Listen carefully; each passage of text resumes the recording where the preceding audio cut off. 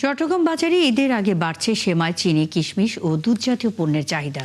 প্রতিদিন এসব পণ্য কিনতে মুদির দোকানগুলোতে ভিড় করছেন ক্রেতারা। বর্তমানে চট্টগ্রাম বাজারে 200 গ্রামের প্যাকেট সেমাই বিক্রি হচ্ছে 45 থেকে 50 টাকায়, আর খোলা সেমাই প্রতি কেজি বিক্রি হচ্ছে 70 টাকায়। দোকানিরা বলছেন এবার সেমাইয়ের দাম গত বছরের তুলনায় বেশি রয়েছে। এছাড়া চিনি প্রতি কেজি 100 টাকা এবং কিশমিশ প্রতি কেজি 750 থেকে 800 টাকায় বিক্রি হচ্ছে। স্থিতিশীল রয়েছে সব ধরনের মশলার দাম। ঈদের আগে চট্টগ্রাম বাজারে এখন চাহিদা বাড়ছে সেমাই, চিনি, কিশমিশ ও দুধ জাতীয় পণ্যের। এসব পণ্য কিনতে দোকানে বাড়ছে ক্রেতাদের ভিড়। বিস্তারিত জানাতে সরাসরি যুক্ত হচ্ছেন সহকর্মী প্রণবেশ চক্রবর্তী। প্রণবেশ, চট্টগ্রামের বাজারে পরিস্থিতি কেমন দেখছেন? এ বিষয়ে ক্রেতা বিক্রেতারা কি বলছেন? মুন্নি, যেহেতু ঈদ আর বেশি দিন নেই, ঈদের আগে যেসব পণ্যের চাহিদা থাকে সেগুলোর বেচা বিক্রি এখন বেশি।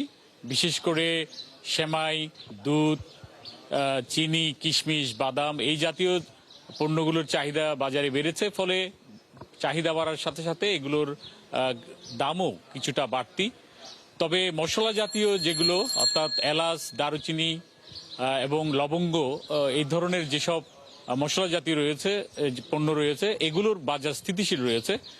আমি যদি একটু বলি যে বিশেষ করে এলাচি, সেটি 4120 থেকে 4200 টাকায় বিক্রি হচ্ছে, যেটা গত বছরের তুলনায় 400 থেকে 500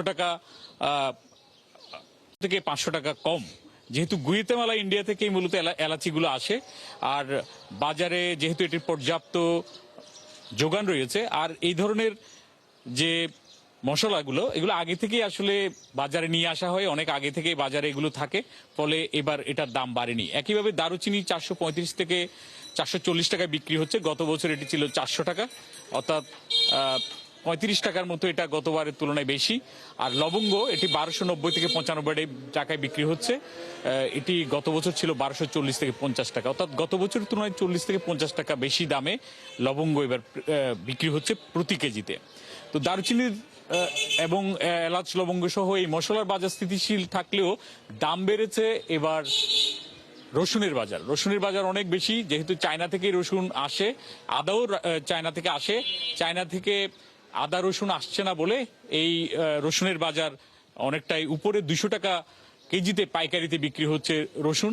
তো আমরা দেখতে পাচ্ছি যে এখানে খাতুনগঞ্জে আমি আছি, এখানে দোকানপাট এখনো খুলেনি, তবে রসুনের কোনো ট্রাক আমরা দেখতে পাচ্ছি না। ব্যবসায়ীরা যেটা বলছেন, আগে থেকে যারা ছিলেন তারা যেটা বলছেন যে চায়না থেকে যেহেতু যোগান কম, তাই রসুন এবং আদার দাম অনেকটাই উপরের দিকে রয়েছে এবং সামনেও এটির দাম আরো বাড়তে পারে। আর জাহাজ আসার হারটা কমে যাওয়ার কারণে চায়না থেকে এই সংকট হচ্ছে বলে এখানকার ব্যবসায়ীরা জানিয়েছিল।